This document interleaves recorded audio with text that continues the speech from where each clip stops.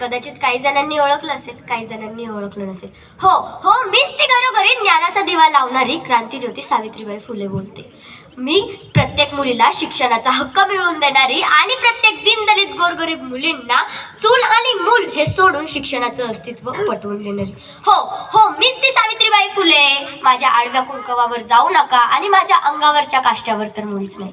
माझं राहणीमान जरी जुनाट असलं तरी आज तुम्ही ज्या मोठ्या पदावर उभे आहात त्या पदावर पोहोचवण्यासाठी रस्ता मोकळे करून देणारी मीच ती ज्ञानाची ज्ञानज्योती सावित्रीबाई फुले बोलते.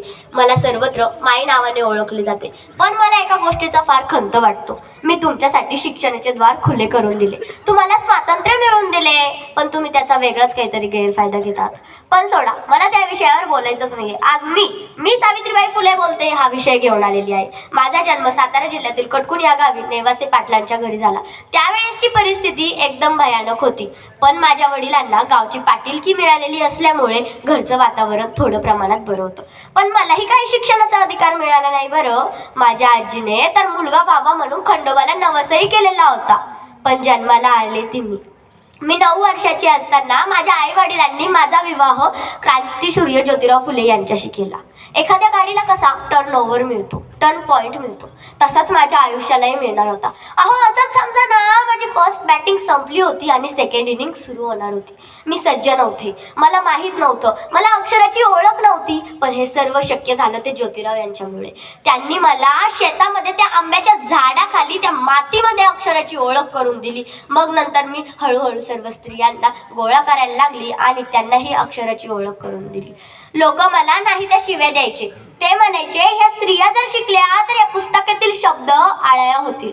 पण मी डगमगले नाही, कारण ज्योतिराव यांनी एक लेखिका, एक शिक्षिका, एक मुख्याध्यापिका घरातच तयार केली होती. हो, मला तुम्हाला माझ्या लहानपणीचा एक प्रसंग शेअर करावासा वाटतोय, म्हणजेच सांगावासा वाटतोय. असं वाटू देऊ नका मला शिक्षणाचा अधिकार मिळाला नाही म्हणजे मला हिंदी व इंग्रजी बोलता येत नसेल किंवा शिकवता येत नसेल.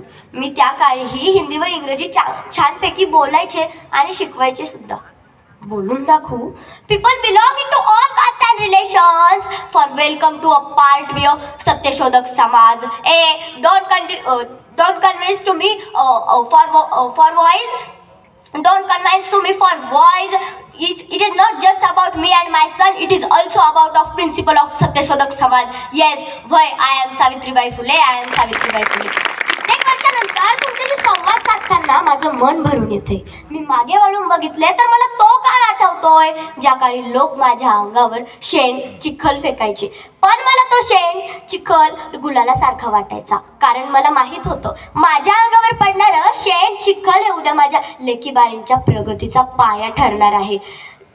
लोक मला म्हणायचे, सावित्री तू हे काय करतेस? मी हसत पुढे जायचे आणि म्हणायचे, अहो, ज्या समाजात स्त्रियांना श्वास घेणं चोरी होती, ज्या समाजात स्त्रियांना श्वास घेणं चोरी होती, तिथे त्यांना आईचं आणि कष्टाचं हे शिकवणं सोपं नव्हतं. हे शिकवणं सोपं नव्हतं. पण माझ्या पदराच्या गाठीला जिद्द होती काहीतरी करून दाखवण्याची. माझ्या पदराच्या गाठीला जिद्द होती काहीतरी करून दाखवण्याची. म्हणून अहो, लोक माझ्या अंगावर जेव्हा शेण चिखल फेकायचे ना, तेव्हा मी माझ्या पिशवीत दुसरी साडी न्यायची. कारण तर साडी ही बदलता येते, पण निश्चित केलेलं ध्येय हे कधीच बदलल्या जात नाही. अरे, आपला प्रसंग सांगायचा तर राहूनच गेला. एकदा मी जेवायला बसले होते. माझी आजी माझ्या बाजूलाच होती. मी 2 ताट घेतले. माझ्या आईने मला विचारलं, अगं, हे दुसरं ताट कशाला? तेव्हा मी म्हणाले, माझी एक मैत्रीण आज जेवायला येणार आहे. तेव्हा माझी आजी मला म्हणाली, अगं, तुझी मैत्रीण आज येणार आहे, तिचा नवरा तर आज सकाळीच मेला म्हणून ती सती जाणार आहे. माझ्या मनाला फार वेदना देणारी ही गोष्ट होती. मी तडक तालण्यावरून उठले आणि तिला जिथे सती देणार होते तिथे जाऊन पोहोचले. सर्व तयारी झाली होती, पण तिच्या मनाची तयारी नव्हती. तिला जगायचं होतं. मी सर्वांना विरोध केला, पण कोणीच माझा ऐकायना. कारण जेमतेम तीही 8-9 वर्षांची आणि मीही 8-9 वर्षाची. समाजकंटक माझ्या वडिलांना म्हणाले, अहो, तुमच्या मुलीला जरा सांभाळा, नाही तर सर्व जगाचे पाप हे तुमच्याच घरात येईल. मी म्हणले, चालेल, सर्व जगाचे पाप हे माझ्या अंगावर आले तरी चालेल, पण मी एक जीवागीमध्ये जाऊ देणार नाही. तेव्हापासूनच माझी लढाई सुरू झाली, ती अस्तित्वाची. मी लहानपणापासूनच धाडसी होते. काहीतरी करून दाखवण्याचं स्वप्न हे मी माझ्या उरात बाळगून होते. पण या स्वप्नाला माझ्या खरं यश मिळालं ते माझ्या लग्नानंतर. मी 9 वर्षाची असताना लग्नाची गाठ बांधली गेली. मनात धाकधूक होती, सासर कसं असेल. पण मला जो जोडीदार मिळाला ना त्याने माझ्या हातातल्या बांगड्यांकडे नाही तर माझ्या हाताच्या भविष्याकडे बघितलं, माझ्या हाताच्या भविष्याकडे बघितलं. ज्या काळी स्त्रियांना उंबरठा ओलांडून जाणं गुन्हा होतं, ज्या काळी स्त्रियांना उंबरठा ओलांडून जाणं गुन्हा होतं, त्या काळी माझ्या हातात पाटी आणि पेन्सिल आली. त्या काळात माझ्या हाती पाटी आणि पेन्सिल आली. अहो, लोक म्हणायचे अरे बायकोला शिकवून काय करणार, बायकोला शिकवून काय करणार. परंतु ज्योतिराव यांनी माझा हात कधीच सोडला नाही, कधीच सोडला नाही. त्यांनी मला शिक्षित करून अख्खा समाज शिक्षित केला. आणि मग तेव्हापासूनच मुली शाळेत यायला लागल्या. भिडेवाड्यात पहिली शाळा सुरू झाली, मुली शाळेत यायला लागल्या. हळूहळू आजूबाजूची परिस्थितीही बदलत गेली, हळूहळू आजूबाजूची परिस्थितीही बदलत गेली. म्हणूनच म्हणतात ना, सरकारी हुद्द्यावर मुलगी बसली असती का, सरकारी हुद्द्यावर मुलगी बसली असती का, फुले सावित्री नसती तर मुलगी शिकली असती का, फुले सावित्री नसती तर मुलगी शिकली असती का.